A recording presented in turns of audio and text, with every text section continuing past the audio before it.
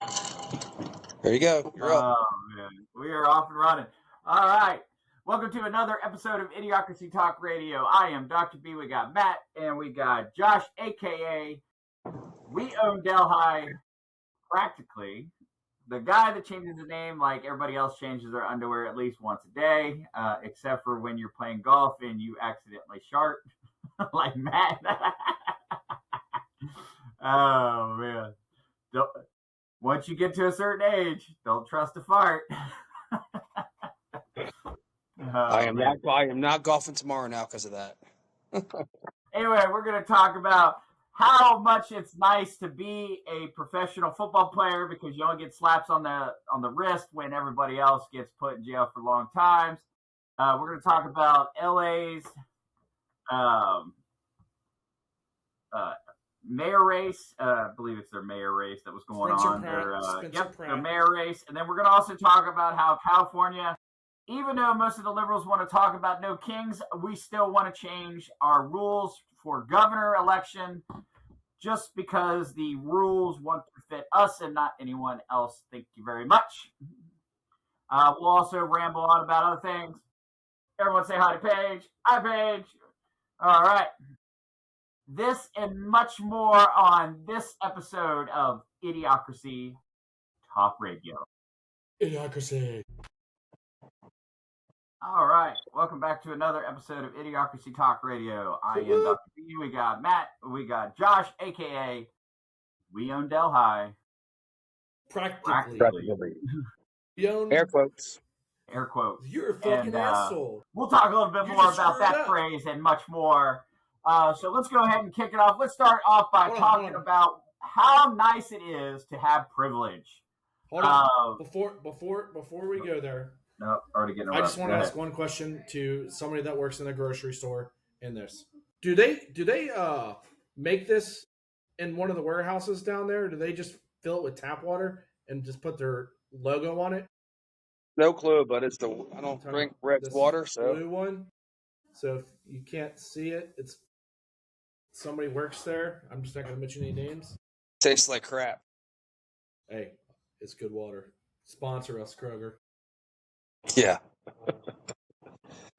Good luck with that one. Yes. All right, sorry, I had to get off topic real quick. Right.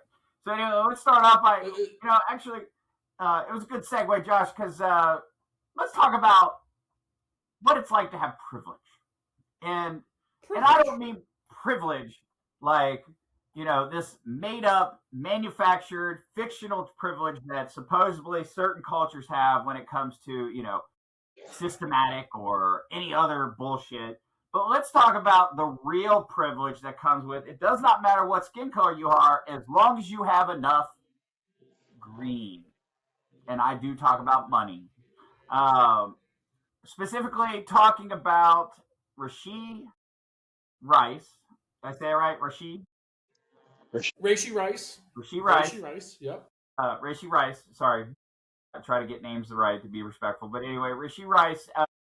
So if you are not familiar, in 2024, there was a multi-car crash where he was driving a Lamborghini, hit another vehicle, decided that they were going to get out of the vehicle and run away from the scene of the crime. Did not check on the passengers of the other vehicle. Other vehicle had two people that were transported to a hospital, and the other two had injuries that they were able to assist with at the scene. They said that he was driving erratically at speeds nearly 120 miles per hour before the wreck. And it was him and four other individuals in the Lamborghini, which I'm telling you right now, somebody was sitting bitch, because if you've ever sat in a Lamborghini, I don't know how you fit 4 or 5 men, especially 5 football-sized men in those fucking cars. Holy shit, somebody was sitting on the stick shift. I'm just saying, like, god damn. Like, and those aren't big cars. So anyway, fast forward, of course, because, popularity, he got a slap on the wrist. And it just came out on the 19th, so yesterday, that he will serve a total of 30 days in jail, gentlemen. 30 days for violating probation tied to the 2024 multi-car crash because, correct me if I'm wrong, he tested positive for THC. Yes, I understand that some people are going to say, well, it's just THC. That shouldn't be a big deal because a lot of states are making that, legal now. Well, you're right, but guess what? If the court says no drugs other than those that are prescribed to you, then guess what? You have to follow the judge's orders. But also, late last year, he also got into a dispute with his ex-girlfriend about putting hands on her, stuff like that. I don't believe that for a second. So there was some domestic violence there too. So he was supposed to be good and stuff like that. But now he spends the next 30 days in jail. But it really doesn't matter because he just had his knee cleaned out, so he's gonna be missing practice for the next 2 months anyway.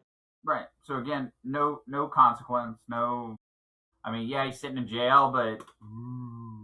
So he'll do 2 weeks of good behavior and get the last 2 weeks out.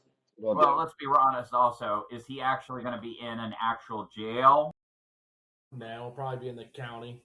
Right. He's going to be in some kind of risky, prison. like low security. So here's one thing that is kind of weird, right?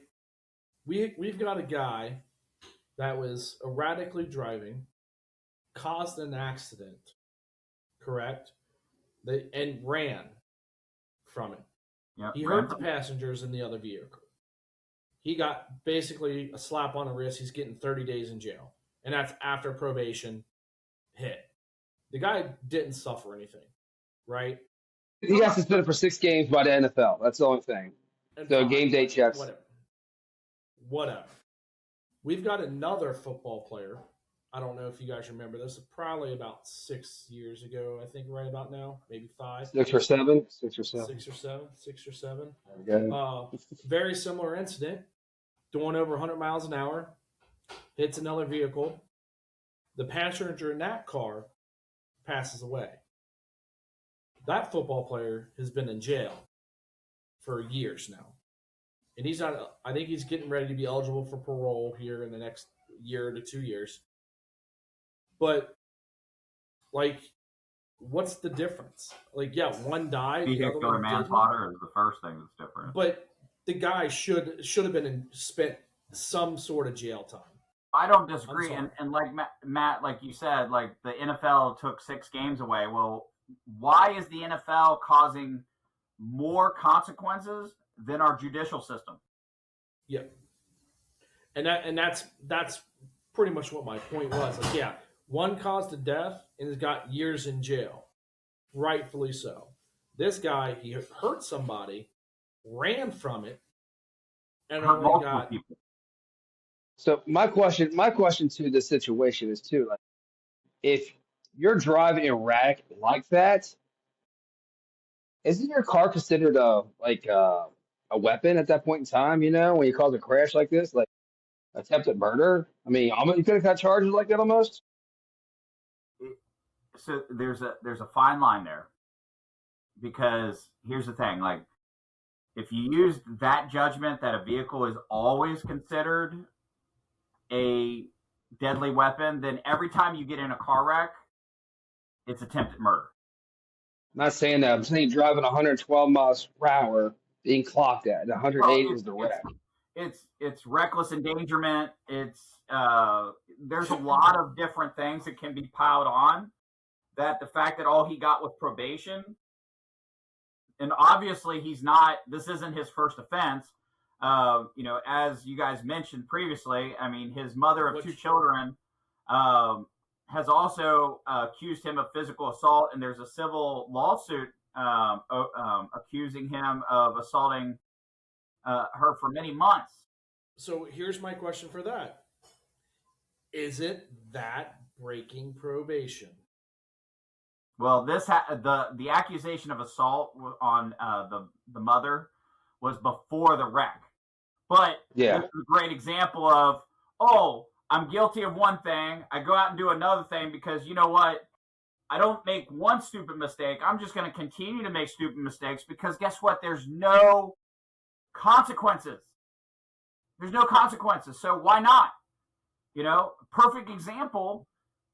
Let's take this a little further. Go from the NFL players that are getting slaps on the wrist, and let's go to what has been one of the biggest videos coming out this year so far during graduation season. Is that Wreck that was on Netflix, The Crash? No, I'm talking about all the fucking fights in the middle of high school graduations and college graduations that are going on. Have you seen all the videos? The teen takeovers and all that stuff? Yeah. Oh, no, there are... Chipotle brawls? No, fucking listen, goddamn. Listen to what I'm fucking saying.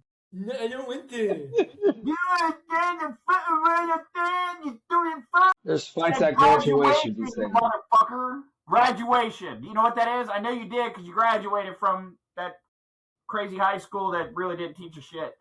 But the Larry Center. You should learn more at the Larry Center. The Larry Center. Yeah. Anyway. I think that's where Joe Great college. They gave me a cap and gown. But there are a lot of videos going around right now of throughout the country, people, not just kids, adults, getting into full-fledged fistfights and what will be equivalent to a riot at high school and college graduations, okay? You're talking about these kids have worked their ass off for 13 years, 14 years if they went to preschool and, you know, and stuff like that. And then you got the college and everything else, and they work their ass off, and then people want to act a fucking fool. Well, why? Because there's no fucking consequences anymore. Yeah, everybody gets slapped on the wrist with everything this day and age. No one's held accountable. Not everybody. Like, here's the thing. You got to remember, like, you know, and again, you know, I'm supporting the 2026 paraphrasing, you know, slogan of the year. We want equality and equity. Okay. Well, guess what? If you want equality means it's equal across the fucking board. That means that if you do something that's the same as I do something, the consequences should be the fucking same. If we are both the first-time offenders or second-time offenders, not, oh, well, we're going to look at your skin color and you're going to get fucking put in jail, but because of your skin color, we're going to give you probation, or because of your skin color, we're going to say, oh, you know what, the system failed you, so you don't get a consequence. Just fucking drives me crazy. Like, here's the thing. Get it? Because everybody's not treated equally. No, they're not. And I'm sick and tired of it. I'm fucking sick and tired of it. I don't give a shit what color your skin color is. I don't care what God you pray to. I don't care what is or what is not between your fucking legs. Okay? The rules should be the rules. If you get into a fist fight, you should be held accountable for that. If you light a building on fire, you should be held accountable for that. If you stand up in front of a crowd, in front of a two-way mirror, because you can't look at the crowd because you want to talk shit, AOC, you should be held accountable for saying that you want to, you know, make them, you know, things could get worse, quote unquote. You should be held accountable. Look at all the fraud they're finding in every state, man. It's disgusting. Hundreds of millions of dollars. And no one's being held accountable for this shit. Nobody. I haven't heard shit. They're proving all this shit. This funding's out there. But guess what? I haven't seen any arrest. I haven't seen no one big profile name. The biggest debate in terms of money that's come out from the government and all this bullshit is that one senator said that the senators cannot live on $175,000 alone. Everybody else in the United States can live on an average of $45,000. That's the biggest thing that's coming out about money, of course.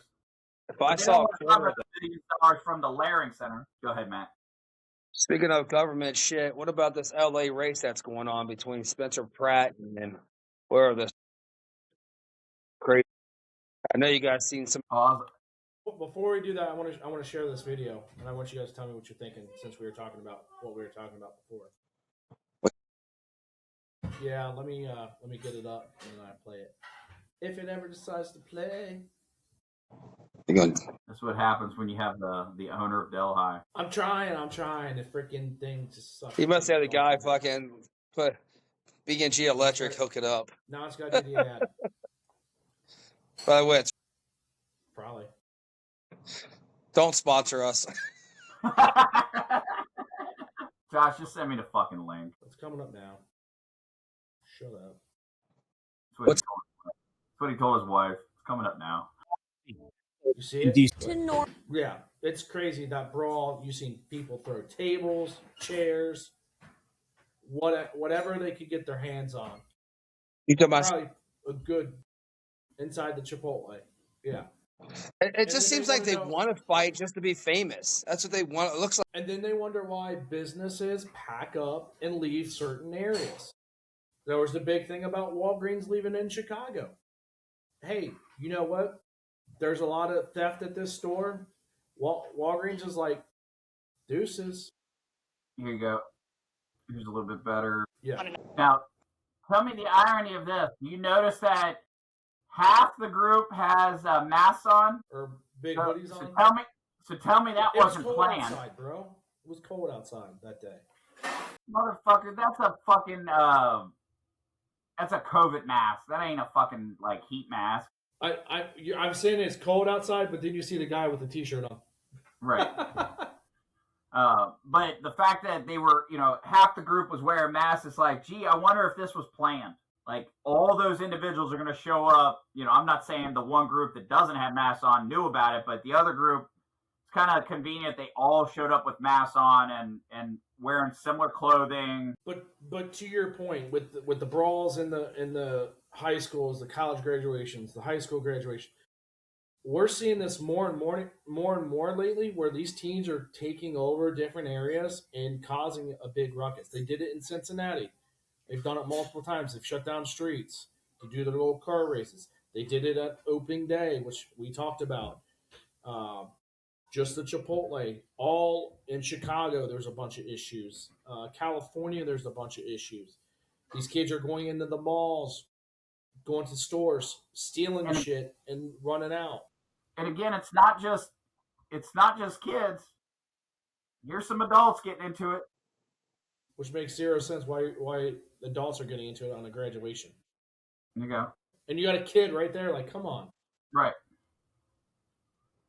That's because of this country, the way it's become, with right side and left side. There's no middle anymore. It's as simple as that. And like I said, I'm not choosing a side here, but ever since fucking the left side started canceling everybody, start talking shit and just not respecting anybody anymore, you see where it gets you. Respect's out the window. No accountability wants to be held at all. Congress. Well, I mean, another what you just said, Congress is horrible. Congress is the one who's doing this, and they're doing it on purpose. I don't care what anybody says. They are doing this on purpose. They are splitting the country up. They are doing this for a reason, and they want a freaking civil war. No matter what they say, they want fucking war. They don't want us to get along, because if you get the masses fighting, it's easier to control people. It's easier to take over. Well, and you're right, Josh, because here's the thing. If people are fighting, they're not communicating. If they're not communicating, then nobody can point out the bullshit the government's doing. Yep. Like, stealing billions of dollars from using the Leering Center. And that's exactly why they hate Trump so much, because he started pointing it out. He's not that career politician, and he started pointing it out 2016 now, so 10 years. He's been pointing it out. Well, I will add, so since we're talking about politics, let's move into the LA mayor race, and just to prove how funny. Put the video out, because that's the best video I've seen any politician ever make, and it's fucking great.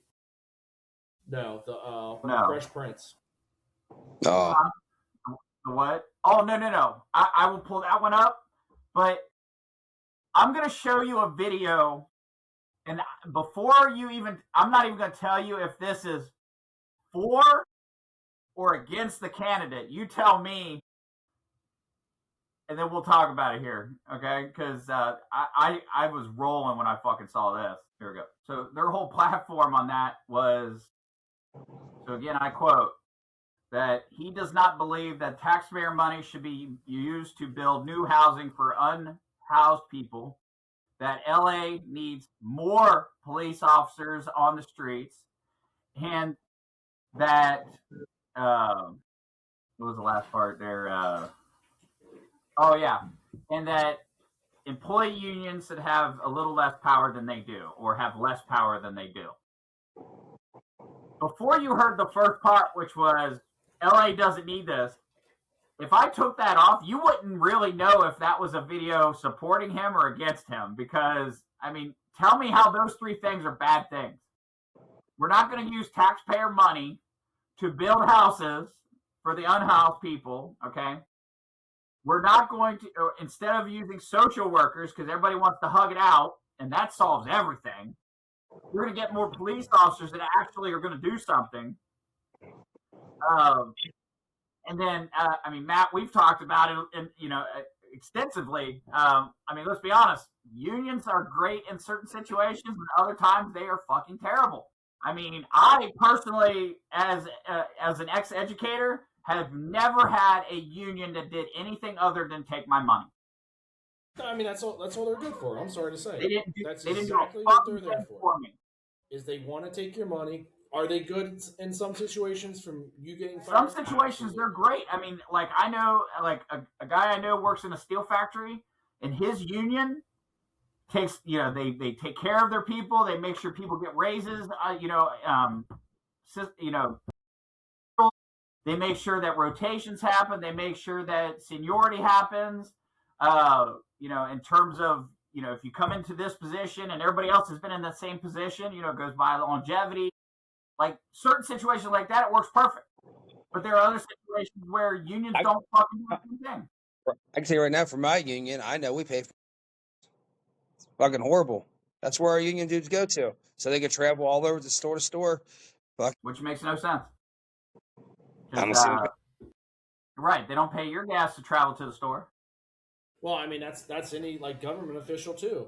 I mean, they're talking about a judge down in Kentucky. He uses the government car to go to his real job, not the judge job, the county job. He goes to another job with using the county car and county gas. So the taxpayers are paying his gas to go to his job, and not the job he's getting paid for. Should be fraud. Yeah. Well, let's stay on this LA thing though, so it's not go off too much course. So yeah, no, you're absolutely right. I think that particular ad completely backfired on the Democrats. And Spencer Pratt's really not a Democrat or a Republican. He's not. The guy just wants LA fixed. That's it. Homelessness. Down. He wants his house back too. His house burned down in the street. Yeah, he wants to be able to build his house back instead of going through all the bureaucracy. The mayor said, the mayor said, "Oh yeah, you should be able to build within 6 months to a year after all the cleanup." No, President Trump had to get involved to even get that started, and LA is fucking standing there or waddling around like a fucking penguin trying to get the permits done. And Josh, as you said, Spencer Pratt comes up with some great shit. This is fucking genius. Make it trouble in my eye. Oh man, so that's some funny ass shit right there. Absolutely genius move by him. The one thing I want to know if he's going to get sued by if he got permission to use that. Yeah. No, because here's the thing. A parody is not a suable thing because it might resemble, but and he even says, he doesn't say he's the Fresh Prince of Bel-Air. He says he's going to go live in Bel-Air, but he says, I'm the Fresh Prince of LA. So he changes enough. I feel like he changed enough that they're not going to be able to sue him. And if they try, they're going to fail. So there was hundreds of houses burnt in the Palisades. Yes. But now wildfire last year. They said there's only been maybe 20 to 30 that's been built since then over the last year. So Karen Bass wants to reach out and give $400 million to LA for the homeless and drug addicts to get free housing. And instead of arresting them or using that money towards more police patrol, where they're like, you got homeless shitting everywhere in front of schools, right in front of a young school building, stuff like that. You got homeless people shooting it up right there in the middle of the street, where kids go to school. Well, you don't want to hire more police. I don't understand it. So to your point, Matt, look, being somebody I've never been experienced it, but I've been around people that have gone down that path in life, correct? And talking to quite a few people, the thing is, yes, you can get as many social workers involved. You can put these guys in rehab. But here's the problem. When they do that and they get right back out, they're going to do the same shit over and over and over again.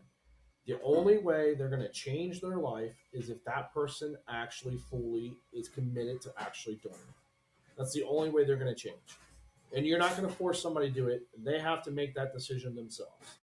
Josh, to your point, like to add to that, so here's the thing with homelessness, okay? So studies have shown that almost 70 to 80% of the individuals experiencing homelessness have a mental health disorder, okay? On top of that, okay, like you said, there's a lot of them, honestly, not everyone, there's always exceptions to the rule, but there's a lot of them that don't want the help.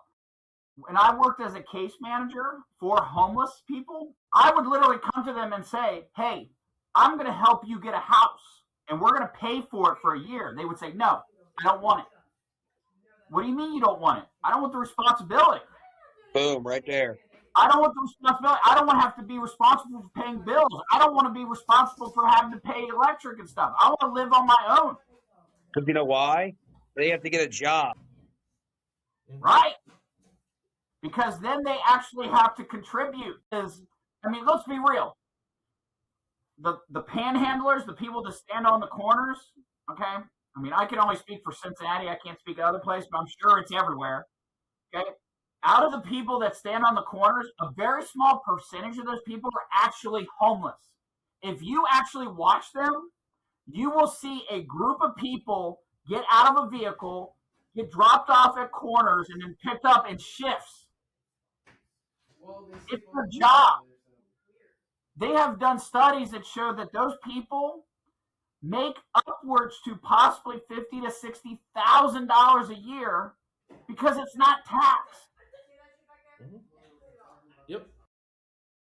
And that's the sickening part. It's like you want to help people, but you don't know who to help. Well, and that's the hard part is, unfortunately, you have to be smart. And that's where, whether it's politics, donating to a charity or anything, you got to do your due diligence. You got to do your research, because I'll be honest with you, there are some charities, and I use quotes, charities out there that magically is supposed to be a nonprofit, but also has a CEO that makes $250,000, $300,000. Or $1 billion. Or $1 billion. It's like, wait a minute. And how are you a nonprofit and you're making that kind of money? Like, I get you have to pay your employees, but if you're truly a nonprofit organization, there's no reason that the leadership should be making millions or billions of dollars. They're just as bad as politicians. Yeah. They can't live off $175,000. They need more. They're greedy. Right. How dare we expect them to live off of $175,000? Didn't I forget what state this is in, but didn't a white woman, I think she was a mayor or governor, and she only made, I think, $100,000 in her position, but after her term was up, she had $4 million, and she Marjorie Greene Taylor. Yeah, I was gonna say, Marjorie Greene Taylor. Her net worth magically, not even tripled, it quadrupled. Ridiculous. She went from, I'm making $175,000 to now I've got millions. It's like, hey, give me math's not math in here. I think her house is worth $3.2 million that she bought in the Bahamas. She bought a $5 million house in Costa Rica. That's what it was. Yeah, after she sold her house too. Which, again, people need to wake up and pay attention. Hell, did you see that another one of the BLM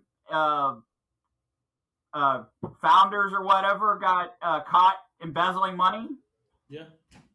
Yeah. Another one, spending that munsies. Well, No. that's the thing, man. Like I said, they fund these big things, charities and stuff like that, and they fucking have their money. You know, just like the kids that are fucking the Texas kid who stabbed the other kid last year in the chest. You know, did a GoFundMe page. What did they do? They moved out of their shitty ass house and they bought a mansion and a brand new car. So here's the thing. I will be honest with you. Like, I hate for a kid to make mistakes, but at the same time, like, they have started to let the jury or let people involved in the case see the videos, and there have been people that have been able to report on, like, not able to say what they've seen, but able to say that, hey, this looks bad for the defense. Like, so I can't wait until the video is officially released so that all the fucking people that are saying that this kid was only self-defending himself, or self-defending, Jesus Christ, if I could speak, that he was defending himself and all this other bullshit, when, according to witnesses, there was no major interactions. Nobody was jumping him or anything like that. Some words were exchanged, and then they told him to get out of their spot, which this is not a Rosa Parks bullshit. This was the team's designated area. His team's designated area was somewhere else. He chose to sit in another team spot. Josh, I know you played. Let's go one step farther. And you were wrestling. Matt, you played sports, right? Let's go one step farther too. He actually brought a knife. Well, and that's the other part, is he actively chose to go sit in an area that wasn't his. Then he starts arguing with him that he's not going to move and touch me and find out what happened. So he's daring him. And then before anything escalates, he puts his hand in a bag, pulls out a knife, and as the kid grabs him, he fucking stabs him in the heart. And for people to say that he had a justified right because it's self-defense are fucking ignorant. Because you cannot justify using a gun to shoot a fly. Like, why did you shoot that wall? Well, there's a fly on the wall. Okay, you can't do that. Okay? Why'd you run the guy over? Well, he looked at me funny. Why'd you shoot the guy in the face? Well, he was cross-eyed and it made me nervous. Well, look what happened too. Look at the reaction to the kid. He's a coward. Pulls a weapon out, stabs the kid in the chest, then runs and which also shows that he was cognitively thinking about, I'm going to get in trouble. But the thing is, you go back to the parents again. Once again, the parents did a GoFundMe page and they made all that money, and look how they react to the situation. Bought himself a new car, a new house. So you can tell how far that apple falls. And then, like you said, wasted all the money, and then went back and told the court they needed a court-appointed lawyer because they didn't have the money for it. Yeah, so speaking of that, the system just recycles itself into a shithole. So there's a nonprofit in California that has an initiative to give low-income families 400 diapers for newborn babies, right? So 400 diapers per family that has this. Which is a nice help. This is a nonprofit that does this. This nonprofit is also tied to Gavin Newsom's wife. Some way, somehow. It's tied to his wife. So the state puts $20 million. Every family gets 400 diapers. And if you do the math on it, the 400 diapers cost the taxpayers 50 cents per diaper. Okay? Now, you can go to Target, buy that same amount of diapers, 400 diapers, and it would cost you about 16 cents per diaper. So right there, that's just a way that the California Democrats are in Gavin Newsom is pushing money to a nonprofit fraudulently and overcharging for stuff because they know they can get away with it. And all that money it's going right back into his pocket. So. Also, look at the situation going on in LA that Karen Bass wants us to do. She wants to give homeless people and people who can't afford it. Yeah. Where's the money going to come from? Yeah, exactly. Plastic surgery? Come on. Which a lot of those homeless people don't want dentures because how are they going to suck dick for crack if they got teeth? Ask Josh. $20 is $20, right? 20 is 20, baby. 20 is a 20. Josh was like, "It's only gay if you look each other in the eyes." He saved so much money from those hand jobs and blow jobs. He's gonna buy part. No, the other part. We already own half. Yeah, we already own Delhi practically. So continuing to talk about stupid, and then also talk about government. So I don't know if you guys saw, but on May 16th, I mean, don't get me wrong, she's hot as fucking hell, but I could not stand to listen to her. So I'd bang her if she had a muzzle, to be honest with you. But AOC, I mean, she is hot. I mean, let's be honest, she's stupid as fuck. Okay. Stop getting a hard on. Stop talking. She's stupid as fuck. I mean, literally, like she would be the stereo. Like if we were back 30 years ago, she'd be a blonde. Like, but anyway, on May 16th, she gave a speech at Montgomery, Alabama, and I want to point out a couple things. So I'm gonna play this video. I'm not gonna play the whole thing, but I'm gonna play a couple things. I'm gonna point some stuff out to you that is actually kind of funny. Okay.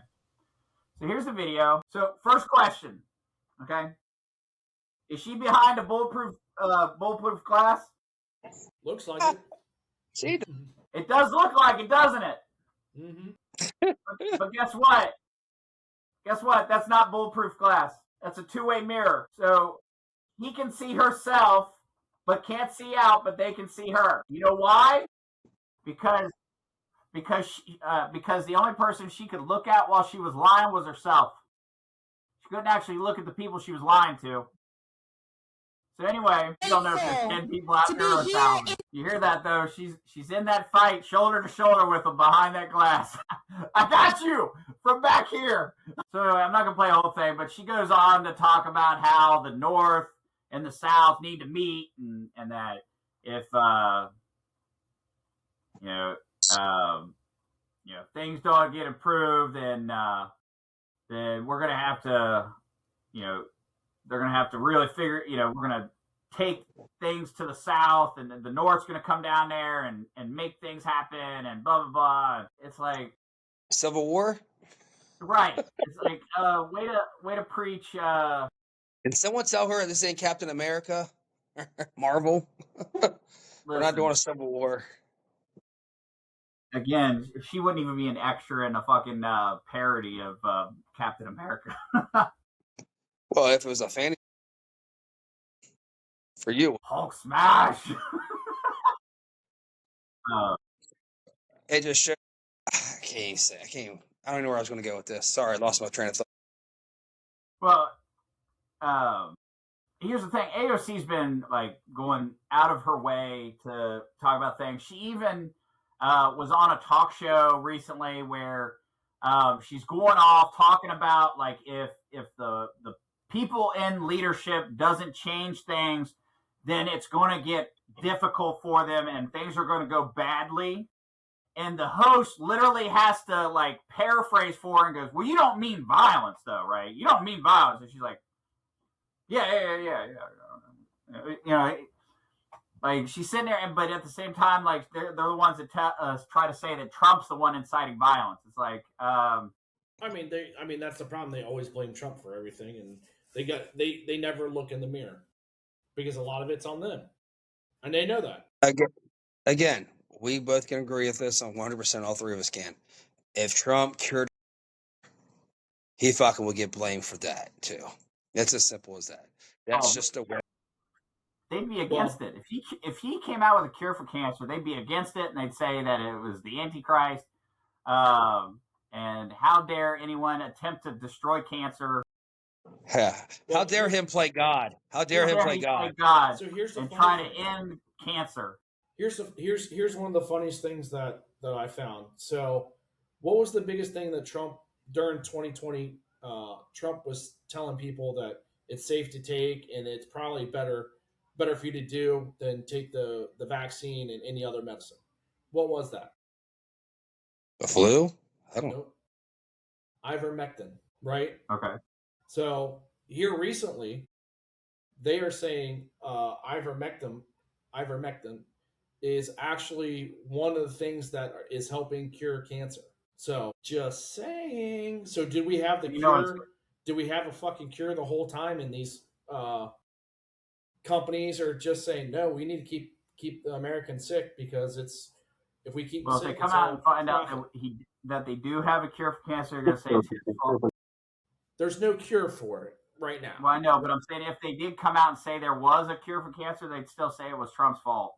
We should have known about this 30 years ago, but Trump didn't let them.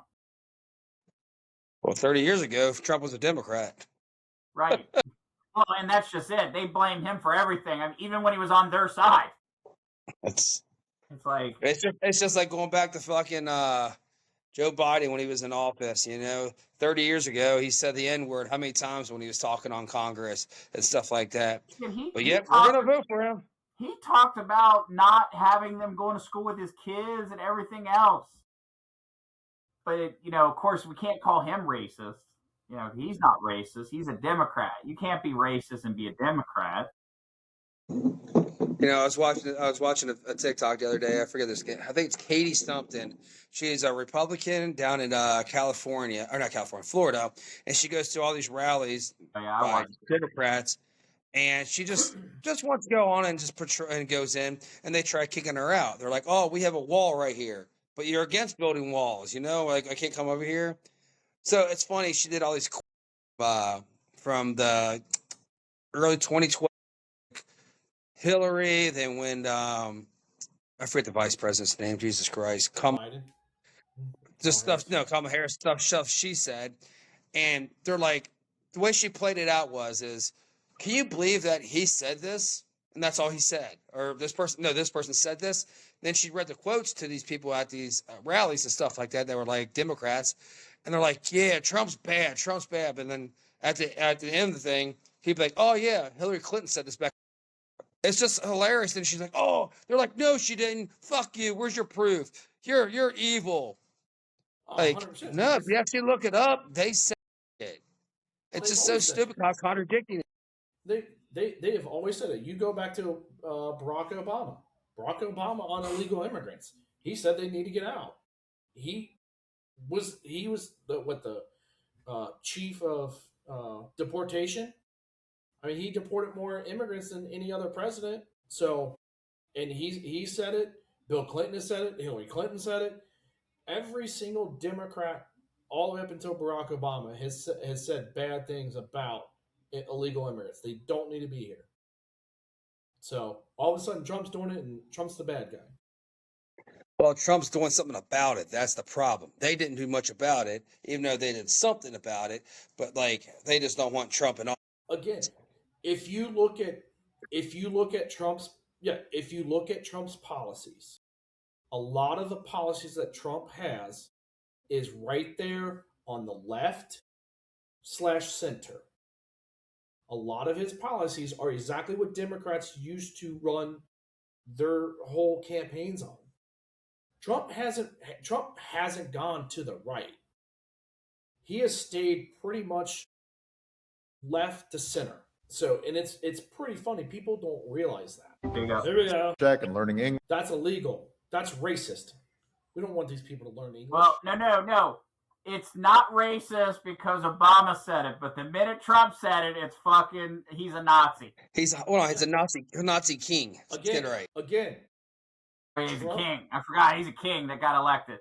Trump hasn't changed his stance. Pull up the, Joe, look up the interview from Trump about Iran back in the 80s and early 90s. And you'll hear he says the same fucking shit. He has not changed his policy. Trump was a Democrat. He's always been a little left to the center. And now everybody says he's a Republican. He's really not. He's the moderate.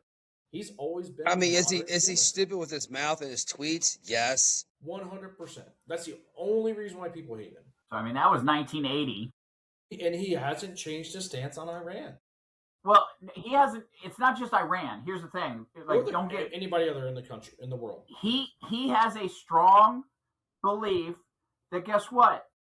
You hold other countries accountable, and you essentially you require respect. Like, look, listen, you want me to spend billions of dollars on your aid and stuff like that? You're going to fucking help me out.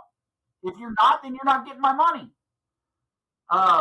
What's that? You want to build mass weapons of mass destruction that could potentially harm my citizens? Nah, fuck that. Those are going bye-bye. And if you don't like it, I'll fucking do it myself. Okay, here they come. Woo! Here, I'll just put a land carrier right in the middle of the fucking Strait of Hormuz and say, hey, let's go. Right.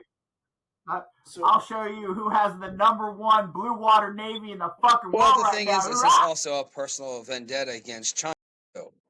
Because you think about it, they already said 80% of the oil that comes from Iran goes to. So, I mean, there's China.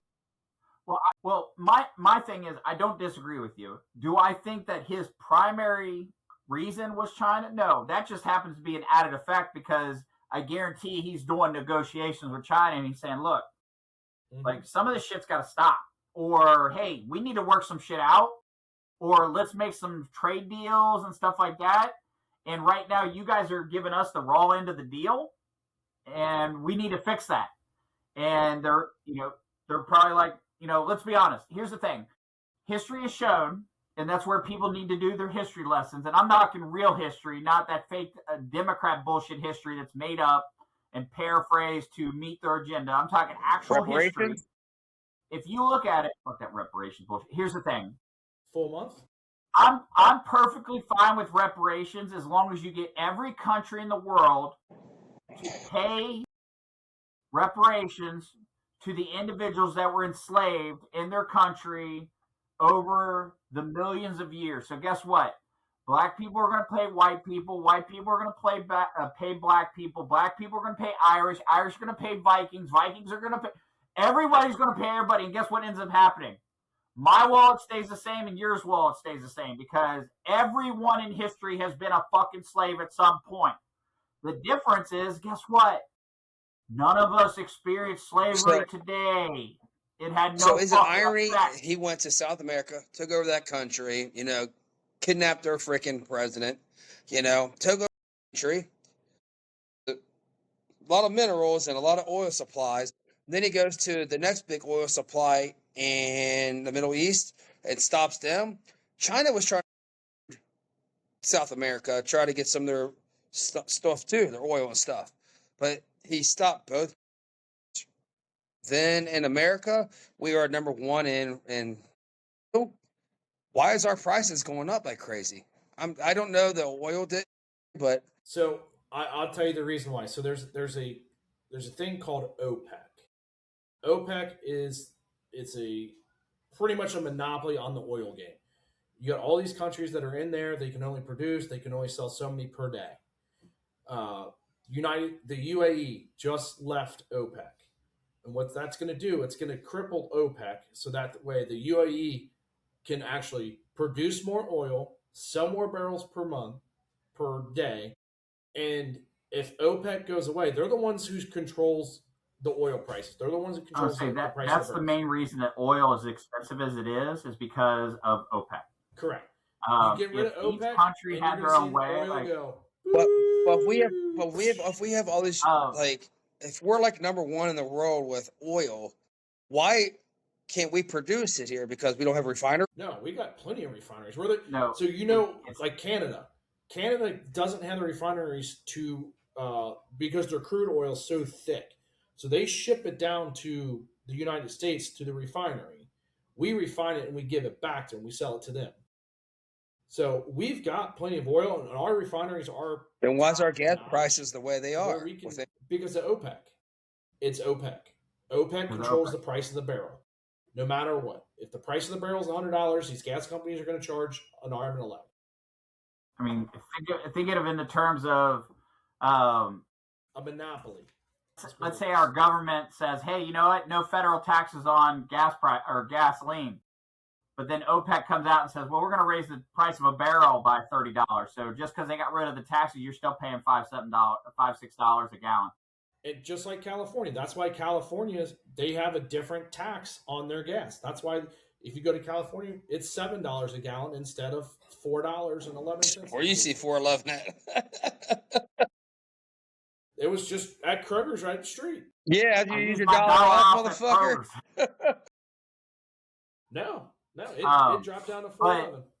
But to your point, Matt, you were talking about China doing things and trying to affect the United States. Perfect example. Just recently, that mayor from Arcadia, California, the one's playing spy, jail. That was a spy for China. Now, I'm sorry, someone's going to say this is racist, but at the same time, anyone's going to do it's going to be you. Hold on. I got to find the video to match what I'm about to say here. You said she was a mayor of our. Yeah, she was a mayor. Is she? Okay. So, all right. So I got to show this, and then I'll explain what I'm about to say. Okay. Yeah, Coach for. So, to my point, the mayor that was arrested for being a Chinese spy was Elaine Wang. Wang. Wait, can we pick any other name? What's your name? Elaine Wang. She claimed she was a Chinese spy. She didn't claim. She was found out to be a Chinese spy, and she admitted to it. And so now she's spending 10 years in federal prison. Yeah. Hey, I mean, if it was again, it was a plea agreement. Other country, they plea agreement so that she had to basically she had to give them some information essentially, and she had to resign from her position. She had to unregister as the foreign agent. She gave them their notice. So is she kicked out of her country when she's out of prison? Yeah. I mean, I would assume so because I mean, she's lucky she doesn't get a fucking a firing squad because I mean you can be put to death for being a spy. Any other country, it's not treason because it's not her country. She gets killed. Any other country, I know. No, that's what I'm saying. She goes back to her country for treason because she gave information up about her. Yeah. That's why I say send her back to her country. That's racist. You can't do that.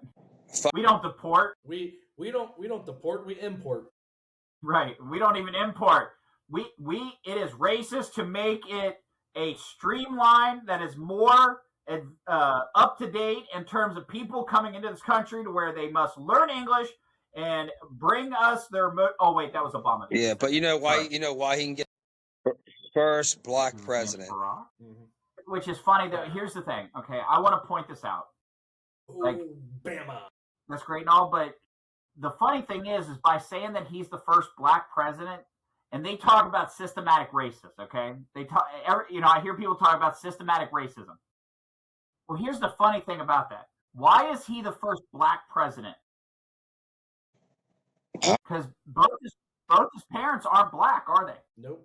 No. But the reason that he's considered the first black president is because back during racist times, if you were not pure white, so if you had even 1% of another culture, you could not identify as white. You must identify yourself as that ethnic background. So if you had 1% Indian, you could not call yourself white. You had to call yourself Indian. If you were 1% black, you had to call yourself black and not white. It didn't matter. It didn't matter what your skin color was. This was a policy that was put in place and a method that was put in place by the KKK and other racist organizations. So the fact that we still do this. So Joe, what you're trying to tell me is he was a DU. No. Didn't say he was a it sounded like it. Hire.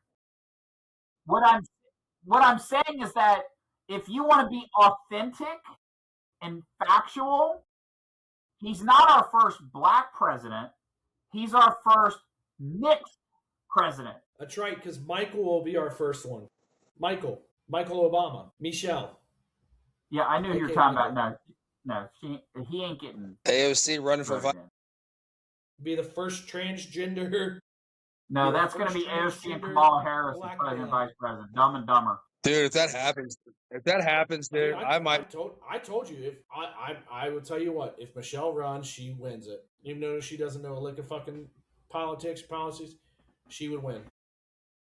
No, because here's the thing. I'll be honest with you. Barack Obama will be president for the next 8 years again.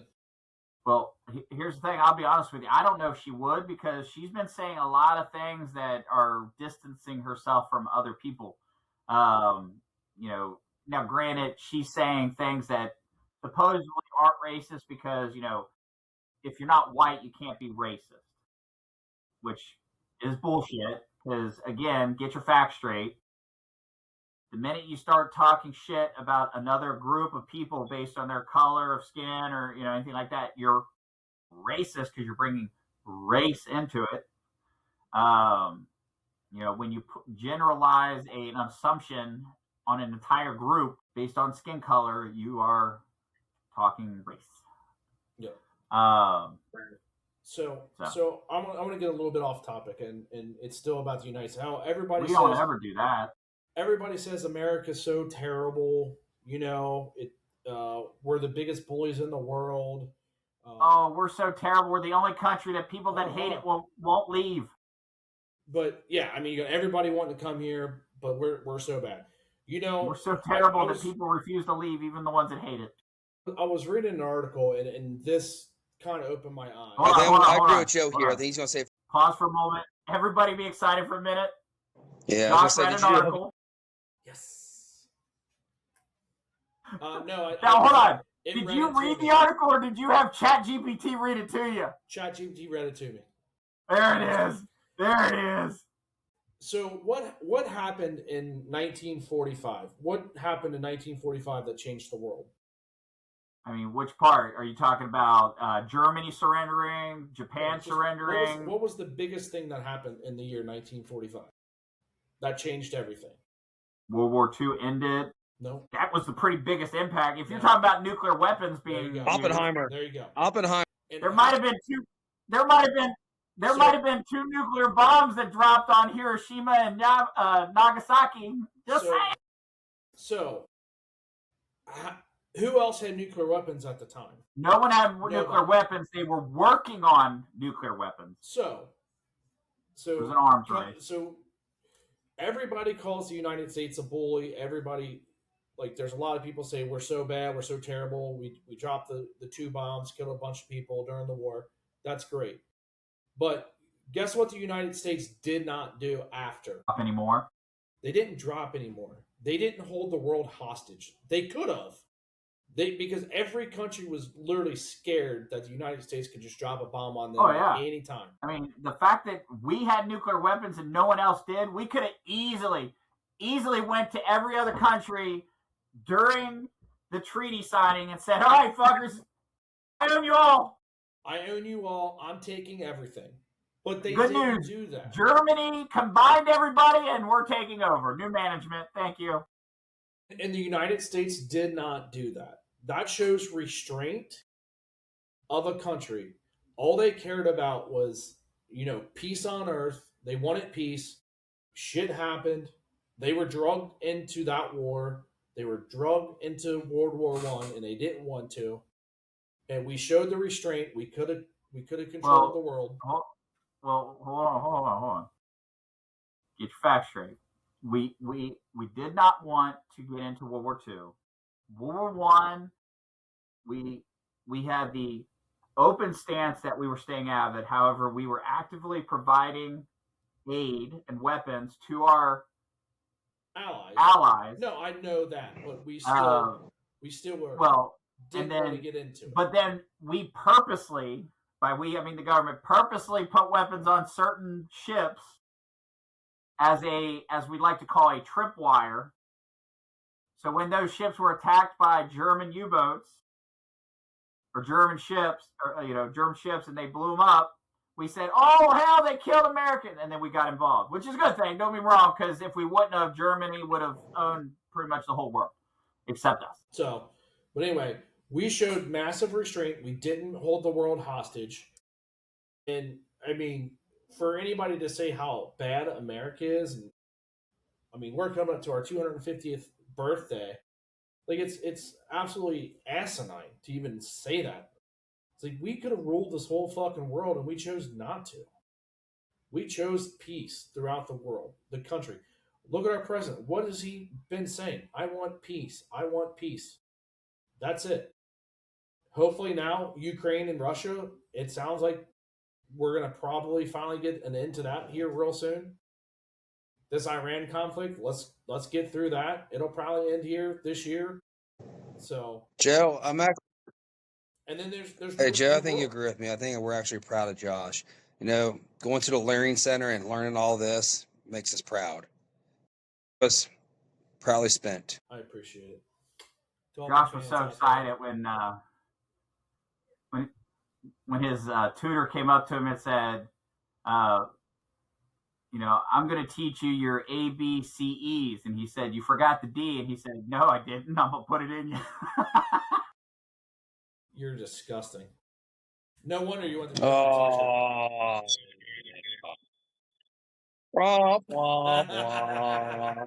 low blow. You break up one fight, you're screwed. I'm calling Louis because Paige is still there. I know, right? Okay, guys. How about we get off some politics, go back to sports? How about talk about the Bengals today? I don't know if you guys heard about Joey B. No. Oh no, we should be talking about what happened in Delhi. Oh wait, we'll do that at the end because then we can have our cohort bitch about one day. Because that ties right into it. Anyway, so first of all, talk us what happened to Joey B today. He bet Kid Cudi. Did you hear most of the? Josh, I didn't hear most of the talk today, but I heard odds and ends about it. So did you hear? No, I didn't. So basically, he's just talking about what I heard from this year is the expectations moving forward, or playoffs and Super Bowl moving forward. This will be one of the better lineups they've had since he. So expectations are high for the. Like I said, expecting bearing no big injury. The ball's in his court now. This is his team. They did exactly what he asked to do the years. Now it's time to move on. Let's see what you got, man. Stay healthy. Well, he needs that line to help it's the same line that protected last year, which they did a terrible job. You got to realize the first couple of games, those starters weren't really starters. It took a couple of games for them to gel. You got a rookie at guard, and you had a left guard rookie. You had a right guard that we were just tossing in the mix there. Well, we also started a rookie right guard too. Over the past 4 years, or 5, however you want to look, how many changes have we made to the offensive line? A lot. No, I get that. But I mean, here's the thing. Burrow's got to get out of shotgun. He's got to get out of shotgun. He's got to go under center. And I truly believe that we are going to see more of him going from shotgun to under center, changing up the view. And I feel like that was one of the reasons I was really glad that they signed Flacco for that year. Was it gave Burrow a chance to work with a veteran NFL quarterback to add some extra expertise and experience. I mean, you fucking sign the guy on you trade for a guy on a Monday, you get him on a Tuesday, and he starts to. It just shows. Yep. And here's the thing I liked about if you go back a few years ago with Jake Browning. Jake Browning came in, did a fantastic job. What were they doing with Jake Browning? Putting him under center and letting him run play action, do all this. And he excelled. What did they do with Joe Flacco when he came in? Played him under center. Well, that was also Flacco said, I want to be under center. Yeah, but still, Burrow needs to get comfortable going under center, and that way he can see the defense. I don't disagree with you that he needs to be able to transition from shotgun to under center, but I also do disagree with you that all these sacks and getting hit were because he was in shotgun. I don't believe that. I believe that was I believe it was because it was a lack of ability on our offensive line. I think me and Josh agree on this. We agree with you to a certain extent, but it's half and half. He holds that ball, and he, like you said, correct. I guarantee half his sacks, or almost half his sacks, are from holding the ball too long. He is one of the guys that holds the ball longest, but the last couple of years, he's been learning to get the ball a lot faster. I mean, look at here. I think it was like 0.13% or seconds. He was getting the fucking. So, but is he having to get the ball out because the offensive line's not blocking? So Burrow's been sacked 4 times when he's under center, 34 under center pass attempts. Was sacked 4 times in 2024. So the rest of his sacks have been in shotgun. So Matt, let me ask you this: since you talk about release time, would you say that Patrick Mahomes has a faster or slower release than Burrow? It's slower release. Than Burrow. Slower? But he gets sacked less. Because he's more. Yes. He also has a better line. Well, yeah, hold on. I apologize. Yes, I do. Yeah. For the first like 6 years or first like 4 or 5 years of Patrick Mahomes, yes. The last 2 years, he has not had a good offensive line. Well, but also look, he's gotten hit a lot more. That's why Mahomes was injured, right? Didn't have a line blocking for him. The first 5 years, Burrow was injured every other year because he's getting hit. Again. Hold on, Josh. Again, you're saying every other year, but you cannot blame the fucking right hand being thrown the ball and breaking his freaking on the offensive line. He hit a player's helmet. It broke. It was a college injury, or a high school or college injury, pre-existing injury that led to a situation. He broke his. And I understand that it was a pre-existing. However, if they don't get near him, the hand doesn't hit the helmet. It's the NFL, man. Anybody can get that in the backfield at any point in time. Yeah. I mean, Joe. I'm not denying that, but I'm just saying the amount of times. The more times that he has somebody in his face that he's getting hit, the probability, the chances of him being injured increases. But Joe, if you go out in the street, you walk up and down the street 1,000 times as cars are driving by, you increase your chances of being hit the more cars that are in the highway. Again, if they run shotgun, he's got more of his sacks come from shotgun, and in a lot of it because he tends to hold the ball too long to try to get away, to try to make a play. And I'm still not sold on that he's holding it too long because so in 2024. So again, his average release speed, for the NFL, quarterbacks are averaging a 2.81 second release.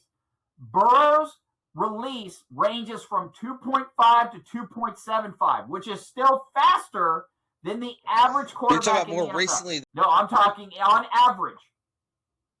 Lay down, Bandit. Average is adding it all up. If you're looking over his 6 to 7 year career, I don't. Almost all his sacks have come in shotgun. That means the defensive ends are getting a good rush on the corners. They are coming right for him. So when he does set up, when he does try to pull up in the pocket, you already have the defensive ends almost right there, and then the tackles are right there. When he's under center, the defensive ends are coming away from him. He's not getting them. Matt, let me give you his release times. His average release times by year. That's all. 2020, his release time was 2.6. Release time, it's not. 2021, 2.67. 2022, 2.3.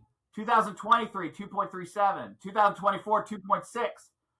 2025, 2.68. Again, the average NFL quarterback is 2.8, so he's throwing faster than the average quarterback in the NFL. It's because he's playing in shotgun. You can't say that he's holding the ball too long. That's exactly what all the analysts are saying when they break down the film. So you're calling analysts that break down the film that they don't know what they're talking about.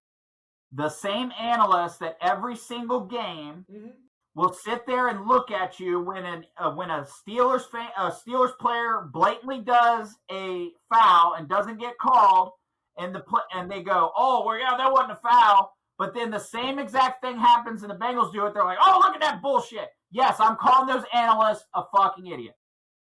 Well, these people are coming after the fact, watching film and watching every broken down. I'm not sitting here looking at. I'm not looking lifetime at the release. I'm looking at the numbers. To me, he's had 3 major injuries. I get you that. I'm holding 2 of those injuries to the Bengals' liability. But the third one, his breaking his helmet on the guy's helmet, that's happened to fucking tons and tons of quarterbacks. When they release the ball, they fucking throw their. So let's go with that.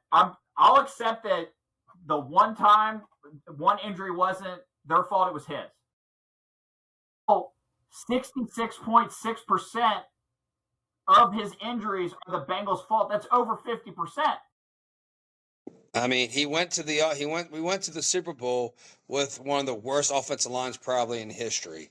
So, right, and unfortunately now we also hold a record for the most sacks on a quarterback in the Super Bowl, right? Nope, not anymore. Nope. I'm sorry. That's right. It just got beat. It just got beaten. So yeah, but still, not a stat that I want to be in second place for. Defensive line in all of football that year too. So, but you made the top looking defensive line look like they were God, and we still almost won the game because our offensive weapons, to include our quarterback, are that fucking amazing. Well, I mean, and the refs kind of gave him. Well, you got to also realize we kept him. Last year we signed all of his players. This year we improved our defense over the last 2 years. Now last year set back a little bit on defense, give you that, but this year we improved. Fold. We went out, we got the veterans. We got the people who made All-Star. They had Super Bowls, All Pros. Let's go out and do it now. And Matt's getting season tickets again. Let's go. And again, I don't disagree with you that we've done the things that he wants. I'm just saying the only part that they have not improved on that concerns me is that offensive line. That is the one part that makes me nervous. I think sacks will cut down if he goes under center. If he remains in shotgun. I hope you're right. I hope you're right, because I will tell you right now, if whatever he does, if the sacks reduce, we win that Super Bowl. You predicting that right now? I'm telling you right now, if he gets hit less and there are less sacks, whether it's because he goes under center more or whatever, or for some fucking strange reason the offensive line actually wakes up and learns how to fucking block, we win the Super Bowl. Because like you said, Matt, they have put everything in place that he has asked for. They up the defense. He's got his offensive weapons. Both sides of the ball, we should do some damage. We already shown that our offense can put the numbers up. We just needed the defense to stop people from putting up numbers. I think we can do that now.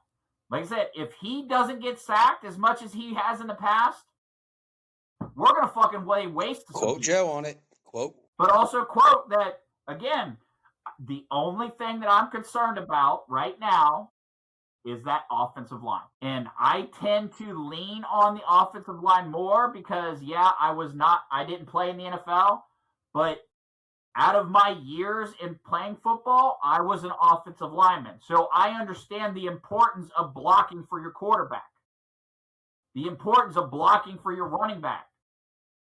If you're not doing that job, I don't give a shit how good they are. No, I mean, and if you go to Joe Flacco when he played, he was sacked 9 times over 9 games that he played with us. And how many of those games did he win? 2. Right. But no, you can't blame him on a couple of them games. The Jets game. I didn't say it was Flacco's fault. The Jets game was the defense. The Bears game, defense. So he should have won more games. Atrocious last year, let's be honest. The defense was fucking terrible. I mean, we could have put a high school team in there and probably done better. I mean, they definitely would have tackled more because, didn't we have like 4 or 5 players that led and missed tackles? He played under center most of the thing, and he wasn't getting sacked with that same offensive line. I would also argue, again, I'm not disagreeing with you that he changed things up, but I would also argue that one of the reasons that he didn't get sacked as much is because he changed things up. Teams weren't used to our offensive plays from an. So are you saying that because he has more control over our team than a lot of other quarterbacks that he needs less control, or do you think he's No, I think a quarterback needs to be the general. I think absolutely. Like, I mean, there's a reason if you have a quarterback at a high enough caliber that can call the plays on the field. Look at Peyton Manning. He was the fucking general. I mean, hell, he might as well have been the offensive coordinator for that team, you know? And I mean, he was a fucking amazing quarterback. So here's the big difference of like I told you before, and you've disagreed with me over and over about this. So for shotgun, disadvantages of being in shotgun. Run game can be less downhill / powerful. According to who? Can predict pass more often. Can lead to more. According to who? Who are you quoting? Don't quote me. Great. Who are you quoting? No, who you quoting? Who you reading? Edge pressures if tackles lose quickly, and that's what happens. Who you reading? Is that AI overview? I'm doing ChatGPT. So, but it breaks down the NFL, and I've told you before. Being in shotgun, the edges have the advantage. It's not the quarterback. The edges have the advantage because they're coming straight for the quarterback. That's where we get beat. TJ Watt sacks the shit out of us. Myles Garrett sacks the shit out of us. Any defensive edges always do well against our offense. That's why who blows always by freaking Orlando Brown? Who blows by Mims? Mims has done a good job. Orlando Brown's been shitty. Or they'll come on the inside to our tackle or our guard that's not very good. So I've told you, shotgun I don't think is very good because we can get sacked more. Now, you look under the same disadvantages of being under center or advantages, it's slow down pass rushers, helps disguise run versus pass, better timing for zone runs, play action games better, more efficient in short yardage. So the different disadvantages of QB turns his back to defense on play action, more footwork timing, less comfortable for some modern QBs, can expose weak interior offensive lines. So again, we have a problem with our edges, with our edge rushers all the time because if they go into the center, they're going to beat our guards left and right. That's why Myles Garrett is always so fucking good. That's why Cleveland's defensive line is so good. So, Josh, what you're trying to say is if our offensive line protected better. I think if we run under center, I think he's going to get less hit. I don't think he's going to get hit as much. I don't think he's going to get sacked as much. Being under center. Shotgun, I think that's the worst. Like I said, I understand you're throwing stats out there and like left and right like crazy. I get it. You want to back it up. AI sword, but at the end of the day, dude, it's how you play the game inside and out. I mean, he's a stud of a quarterback. Our offensive line's okay. So I would like to also point out, since we're throwing stats out, that over 70% of the modern NFL plays are done out of the shot. Well, it's because every quarterback coming out of college is playing more. But not every quarterback in the NFL is getting sacked as much as Joe Burrow has. So that tells me maybe it's not the shotgun as much as the lack of talent in the tackle position, which is a part of the offensive line. Like Josh Allen, what's he do? He does go under center. Patrick Mahomes goes under center. They do shotgun a lot, but they're. But again, you're talking about two quarterbacks that are more mobile than Joe Burrow. So I'm going to give you that for 100%. They're more. Hopefully, now that Mahomes has been injured, hopefully he's not as mobile. Yeah, I mean he's got ankle issues now, and now a knee issue, and perfectly fine. Old age is kicking him in. Steroids. I'm telling you. All right. So let's move on to some more local events. And I know that we're going to talk a little bit to Josh here because he owns Delhi. I own Delhi, motherfucker. Right? No, probably not. No, not showing the videos. Just want to point out. So this is a public service announcement for anybody listening. Just a word of advice. And Matt, Josh, you'll agree with me. Just because a bar owner or somebody that you know comes up to you and starts venting about somebody being wronged, make sure you have the whole story and all the facts. Nothing but the story. Before you decide to roll up to somebody's house, especially an 85-year-old veteran that has Ring cameras And multiple cameras. God bless that man for the cameras. To your point, before you move on from that area, I run a door-to-door channel, and the one thing I tell my guys, there are cameras watching you everywhere. I've had to fire everywhere already because of language that they had on the Ring camera, and somebody posted it on Twitter. Somebody sent it to one of those store managers, so we had to fire these guys pretty much immediately. But cameras are always watching, so don't do anything stupid on a porch. We are in 2026. There are cameras everywhere. Hell, there's probably cameras strapped to a fucking pigeon flying over right now. I go under the right now watching me. But there are cameras everywhere. So again, before you start spouting off or cussing someone out or anything like that, make sure you have all the facts. Make sure they're actual facts. So, hold on. Can we say that both ways in the situation? Because he also... Okay. And also, don't make statements that aren't factual. I said, you done... I mean, we'll get into that and what he said. Yeah, we'll get into that one. But... so, statements to not say... But here's the thing. Whether you are just a standard civilian, a business owner... especially if you're a business owner and you need to make a profit from people. And you're wearing your business shirt. And you're wearing your business shirt that represents your company. Make sure that you are addressing things in an appropriate manner, a respectful manner. Yep. For those that own Delhi, where is the suggestion box? Yes. I believe it's at Josh's house because he owns part of Delhi. Practically. I gotta say, we gotta add practically there. But again, no matter what the situation is, no matter what your age is, and this is a perfect lesson to be learned, especially for kids that are in school and somebody told me that you're talking shit. Listen, get facts first. Talk to the individual. Talk. Don't accuse. Don't threaten. Talk. Ask questions to understand what was going on. So, get information. Then, once you have all the facts, make the appropriate judgment and action based on the facts. Not, hey, I'm sitting at the bar, I'm fucking drunk, and this lady just told me that you screwed over a fucking 14-year-old kid and didn't pay it after you fucking cut your yard. You're going to tell us, might as well tell the whole story first, Josh. Yeah. So go ahead, Josh. Tell the whole story. Leave out names though. No names, no business. I'm not gonna name any names, but I get a text message.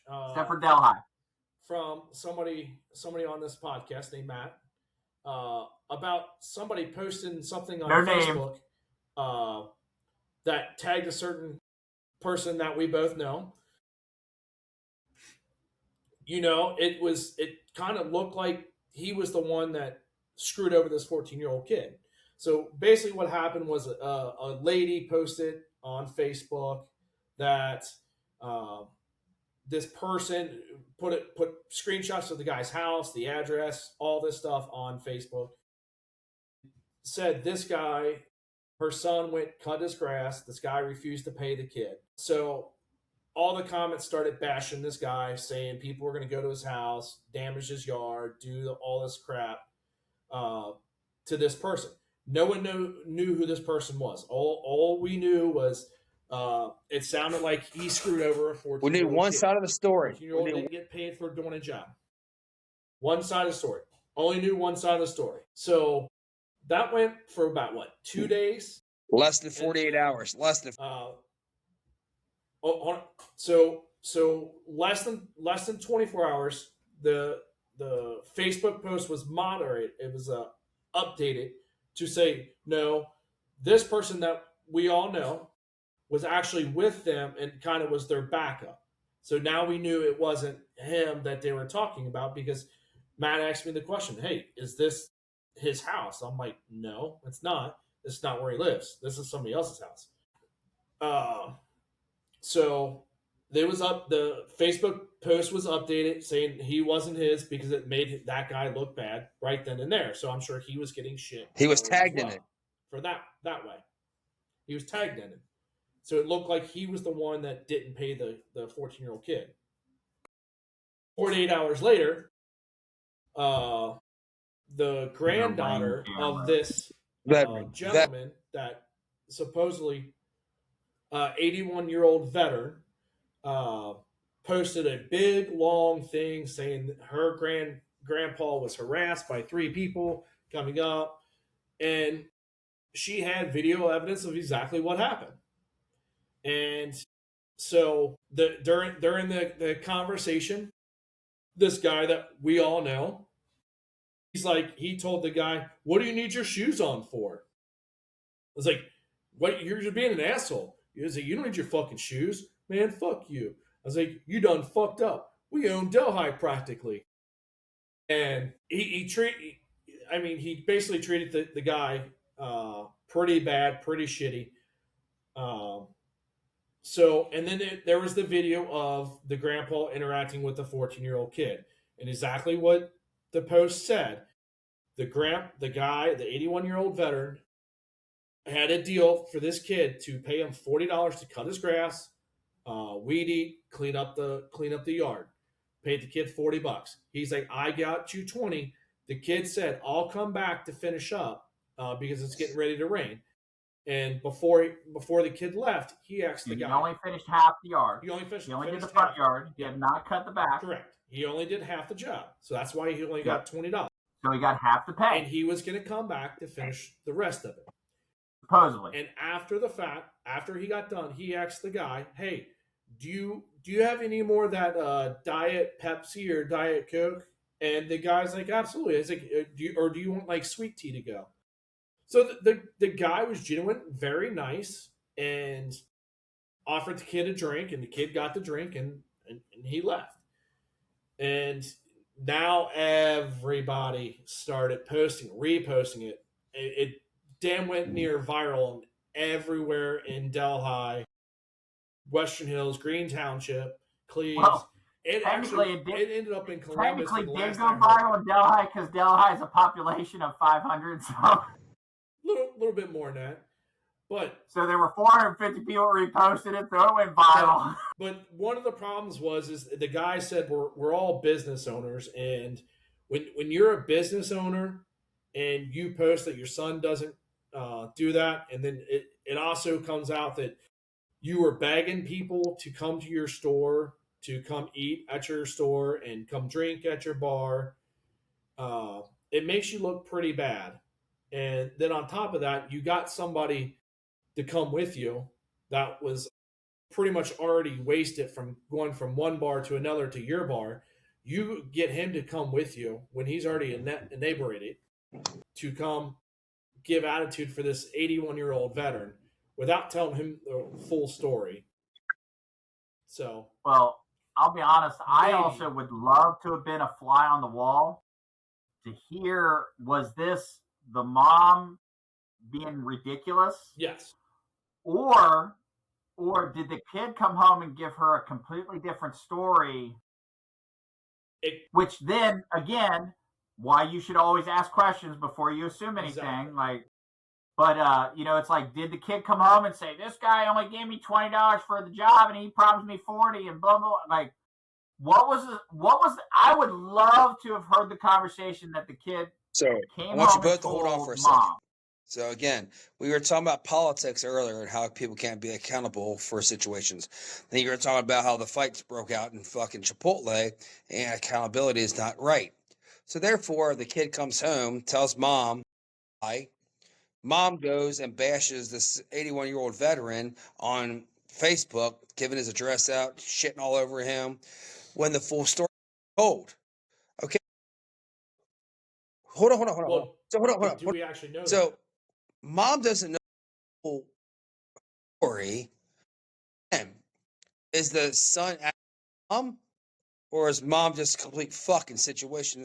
And Matt, also, like, here's the thing. This is a perfect example, like, as a former educator, like, it's a perfect example. See, when we were kids, if you did something wrong at school, Parents came in, they looked at their kid and said, "What did you do?" Now, parents walk into the school, they look at the teacher and go, "What did you do to my child?" The child has no responsibility. So this is a perfect example of that, where more than likely, again, mom didn't know her kid. Let's be honest. You should know your fucking kid. Well, she's not the one. She's not the one. What, she's not Highlander? What do you mean she's not the one? That's what she says. I'm not. Oh, that's what she said. Oh, yeah, that's right. She's not the one. I was like, she's not the Highlander? I'm not the one. Yeah. Right. I was like, wait, are we fucking quoting Highlander now? How did we get there? Like Sean Connery with an English accent. How the fuck's that happen? So one of our buddies was conned into a situation where he admits everything's fucked up. He regrets everything 1,000% on Facebook, but then you got these keyboard warriors destroying his life, which I get. He fucked up. We admit it up. We're not going to sit here and say he's fully in the wrong, 1,000%, and he 1,000% admits it. But to go out catty about the way these people are posting shit, like, oh, good thing your mom's dead, so she don't have to see people like you. Did you see the other one? So somebody else posted something. Like this particular guy said, I always hate when Mother's Day comes around because mothers are great, they're angels, whatever. Great post for somebody. And this guy, after the situation happened, posted, yeah, she's dead because I fucked her to death. I'm like, what the fuck, dude? You're just as bad as what he just fucking did. This guy's mom had nothing to do with the situation. Well, I would argue, I'll be honest with you, I would argue actually that, I mean, our mutual friend that admittedly fucked up because he should have asked questions before he went out and, does he deserve to be crucified to the level that he is? Absolutely not. Should he be given some shit? Yeah. 100%. 100%. Held accountable, but at the same time, completely destroying somebody's life because of it, I don't agree with. But at the same time, he, at least in the wrong way, went and faced the person face to face. Most of these fucking people, the only reason they can say what they say is because they're behind a keyboard. They would never fucking say that face to face. I guarantee you. Nope. And again, it's some of the comments were pretty bad. Because you know why? I mean, they want to cancel him. I wonder where that shit's coming from this day and age. 100%. I mean, good thing he didn't say, "I'll grab you by the pussy." Like shit. I mean, here's the biggest regret he has is his daughter is a veteran. She was in the military. She is a veteran. I thought she still is. She might be. Actually, she still might be. No, I think her and her husband are still in. Yeah, they might. Yeah. I thought they were both still in. Yeah, and his daughter was actually gay, and now she's marrying a black man, and they're both veterans. So she wasn't gay; she was bi. All this guy did was he heard a story of a 14-year-old getting screwed over. And he thought that was wrong. As a father, as you guys are fathers as well, if you hear your kid is getting screwed over, you would probably be. And again, that's why we public service announcement. Ask questions. Yes. Before you go and assume and start threatening or cussing someone out. Ask questions to understand the full situation. Get all the facts. Before you take action. And and I'm a prime example of that. And I think, I probably could have protected my son a little bit more, but I also thought he did his damage and he got what he deserved. He got a felonious assault as a 16, 17-year-old kid because he broke a kid's eye socket. What are we talking about? Your son? Mm-hmm. Oh, yeah. So he went to court. I listened to him. He denied it, and then he finally said, "Yeah, I fought the kid, but other people fought the kid too that same night." But then when the lawyer came over and the cops came over, and they said, "No, if you watch the video, it's disturbing. It is very, very disturbing, and you could tell it was him." So, You know what? When there's video. Again, damn cameras everywhere. Cameras everywhere. And kids are stupid nowadays because they got cell phones. They start. Yep. The Harrison hold on, what's his name? The Harrison Haverty's group and the Green Tyson Neighbors group watching the drama unfold. Oh, that's great. That's great. They should have a bowl of popcorn in that picture too. So. Oh fuck! Like. Yeah, but I mean, with you guys would probably be in the same way. Is if you heard some little kid got screwed over, you'd be upset. You would probably want to speak some harsh language to whoever screwed him over. But again, well, to your point, know the facts before you react. And I have a different perspective of it because not only my father, but as a previous educator that had to deal with discipline and stuff. You can't come out and accuse a kid automatically. You have to get the facts from both sides, review evidence, talk to people. You have to ask questions to understand what's going on. Once you have all the facts, then you make the decisions about what happened and everything else. So, and a lot of that comes because, perfect example, if as a teacher or principal, I go in and I accuse a kid and I'm wrong, I got to deal with the parents and it's not going to go well. Hell, 9% of the time, even when I was right, I had to deal with the parents and it wasn't going to go well, even when I had all the facts. But I at least can say I have all the facts versus assumed. And then, you know what they say about assuming?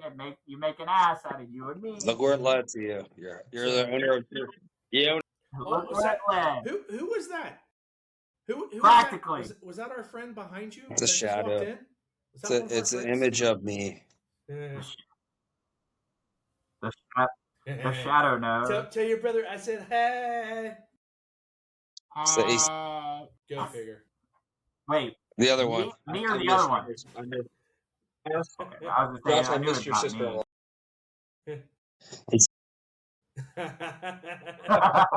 Marsha. I mean, she is very nice. We'll tell her to call you. I mean, I didn't get to hang out with her. Unfortunately, we did not get to hang out with her at the Morgan Wallen. Okay, boys. I think it's time to call it night. It's 11 o'clock. I got company coming tomorrow. Hold on. We got before we get let go. We got to mention the whole thing with the veteran. What did they get? Like one day? No. Let me ask you a question. If we're gonna end it on that, we've got to realize that a food for thought, ladies and gentlemen. One of my very intelligent friends pointed out that me as a veteran get one day. I am on the same level of importance as a fucking groundhog. You gotta show the video. You got. Yeah. I don't think we have a video. Is there a video? Yeah, What video are you talking about? The Groundhog Day video? Yeah, the ground one. It's Family Guy. Yeah. Oh, okay. Yeah. Hold on. Everybody sit through this. And this is literally every veteran and every groundhog. Why can't I hear it? I love that it goes the other direction. Mm-hmm. Son, you can just for legal reasons. Day, blood a month. No. So Joe, it is so factual because as the groundhog said, not masturbating gets a month. You know who doesn't get a month? Groundhogs and veterans. Hey, and they do not get a month. They even have a no shave November. So don't shave. No shaving gets a month. But our groundhogs and our veterans get one day. Joe's favorite job gets a whole month. Sucking the dick. No. God, that whole 2 minutes, it's like just says everything about things we talk about. We'll call it 17, but no, 17, but for legal purposes, let's say it's 18. Yep, pretty much. So, all right, well, we're going to end there. I'm Dr. B. We got Matt. We got Josh, a.k.a. We Own Delhi, practically. The guy that changes his name like everybody else changes their underwear at least once a day. Tune in next time for another episode of Idiocracy Talk Radio. By the way, in 2 weeks, we will potentially have a distance show. We're going to coordinate. We're going to work this out as a team. But I will be podcasting live and direct from Niagara Falls in Canada, ladies and gentlemen. That's right. 2 episodes away. Tune in next time for another episode of Videocracy Talk Radio. Go open your eyes.